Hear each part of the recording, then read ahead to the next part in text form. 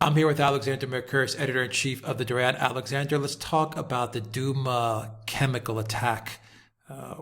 What conclusively appears to have been a staged chemical attack in Syria that took place, I believe, 2 years ago, if that's correct. And we have some more conclusions, this time from an engineering team that was with the OPCW. And you sent me the story earlier today. And I want to read you a report from this engineering team. It has to do with the two cylinders that they found at the scene. Some people may remember the photos of those cylinders that they found that were all over the internet. And the assumption back then was that, these bombs fell, from the Assad regime. They kind of stayed intact at the location. The photos were all over the web, and I'll put some up on the video for people to see. I'll dig those up. But let me read to you one of the conclusions of the engineering assessment. And it's 2 bullet points, so let me read it to you. In summary, the analysis at location 4 showed simply that the cylinder with the fins and valve attached could not have fitted through the hole. The analysis at location 2, using finite element analysis and computer simulation, was more complicated.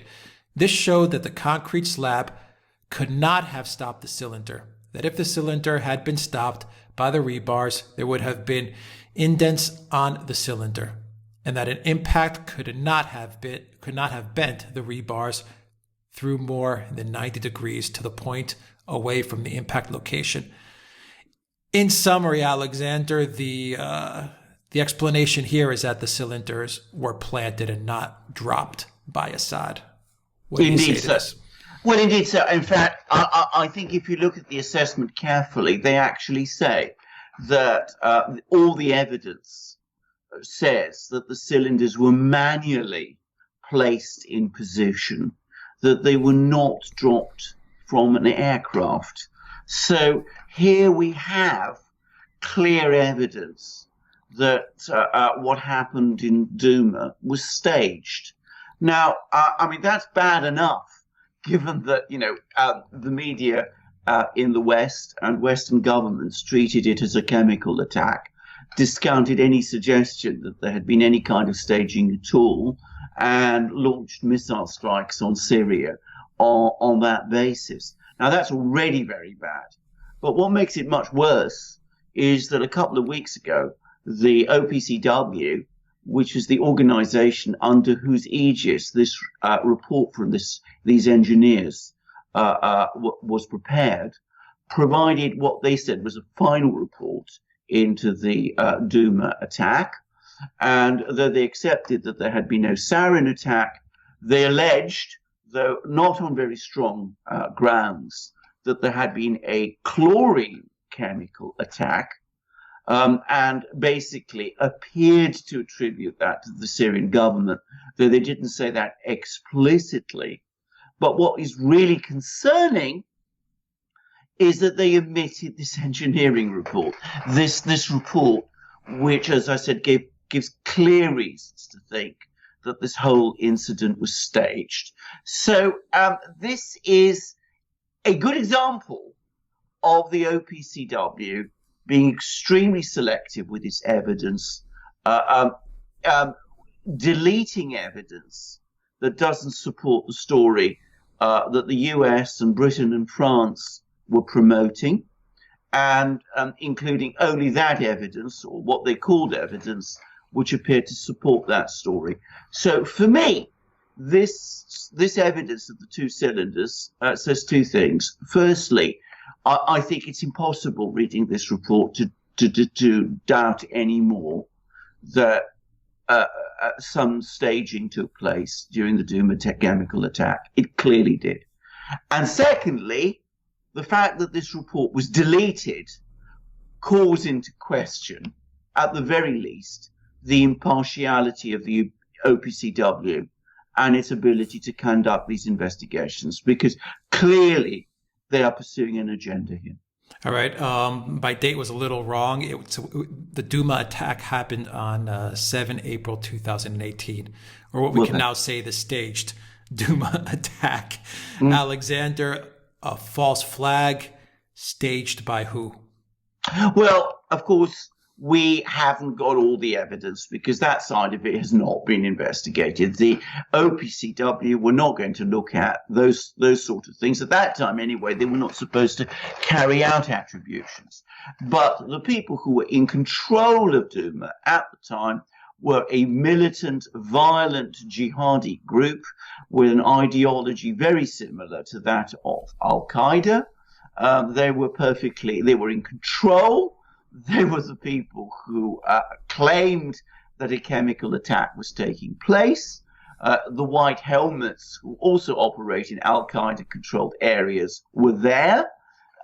Presumably, in fact, I don't say presumably, I mean, I would argue that in such a situation, it is impossible to see who else could have staged it but the people who were there on the spot, which is, as I said, this violent militant group and the white helmets. The difference with Douma, as opposed to the other chemical attacks that happened in Syria, which I think there's a lot of evidence to say that those were also staged and false flags. I think the difference with the Douma attack was that the OPCW did have access to the scene of the crime. Is that correct? Yeah. That's absolutely correct. That is the fundamental difference. If you go back to the two other big incidents which have happened, the one in East Ghouta in 2013, which almost led to the United States in President Obama's time launching a massive strike against Syria, and the Khan Sheikhoun attack, which took place in April 2017. Well, East Ghouta was only reoccupied or liberated, if you prefer, by the Syrian government last year. And that's to say 5 years after the attack happened. Whilst the Khan Sheikhoun, where the other attack took place 2 years ago, that is still under Al-Qaeda control. Whereas with Douma was liberated or reoccupied by the Syrian army literally the day after the attack took place. The Syrians and the Russian military flooded the area with their security forces and made it possible for the OPCW inspectors to go there. Now, they dragged their heels about going there. They insisted that they weren't, fully safe to go there, even though journalists like Robert Fisk were going there. But they did eventually go there within a few days after the attack took place, and they were able to inspect the scene, the actual scene of the events, as they did with this, where these two cylinders were, and do proper forensic tests and carry out a proper forensic examination without risk of the evidence being tampered or changed. So that is the fundamental difference. That's a point that I made right from the outset of this affair, that, as I said, whereas in Douma it was possible to look and see what happened in the previous places, it wasn't. And after an inspection, we see what the result is. Clear evidence that the attack, or that events after the attack or during the attack were staged, and most worryingly, conclusive evidence that the OPCW sat on this report and didn't publish it as part of its final findings.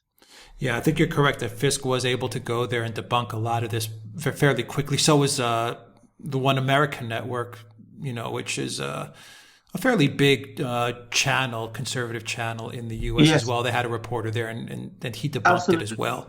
Absolutely, within hours. Yeah, within hours. And the narrative started to fall apart fairly quickly. But we still almost went to, we almost had a war or conflict. Trump almost escalated things to a conflict in Syria, which would have meant a conflict most likely with Russia. And the mainstream media was pushing Trump. I mean, they were very insistent, very manipulative in getting Trump to launch strikes against Syria. What does this teach us now, especially in the backdrop of what appears to be another false flag in the Persian Gulf? with Iran and with the UAE and Saudi Arabia tankers? Well, what it teaches us, first of all, is that we should wait for proper investigations to take place before leaping to conclusions. And that leaping to conclusions also means leaping to conclusions which result in attacks. Because, of course, the missile strikes on Syria took place both after the Khan Sheikhoun attack and after the alleged Douma attack, within hours, long before any investigators were there and were able to inspect the scene. In Khan Sheikhoun, by the way, they never went to the scene. They've never been there. So, one should not assume that what violent jihadis say and what organizations like the White Helmets say is true. And one should certainly not follow, accept as evidence, videos that such groups upload, which are very easily manipulated to give a distorted image of what actually happened. Now, the other thing I've got to say is, and I'm glad you touched on the media, because I remember, especially after the Douma attack, reading some extraordinary articles in the media suggesting that the United States should impose a no-fly zone, should attack every Syrian military base, should launch an all-out attack on Syria, disregarding the presence of the Russians there. I think that would have been an utterly reckless and disastrous step.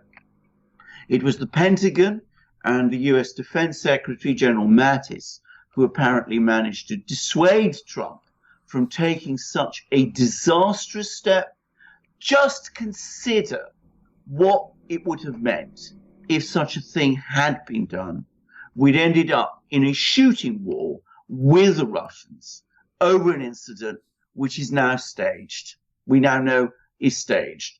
I think that the people in the news media in the West have a great deal to answer for. They nearly brought us into a violent confrontation, and we only escaped it through the skin of our teeth because some people in the Pentagon pushed back against it.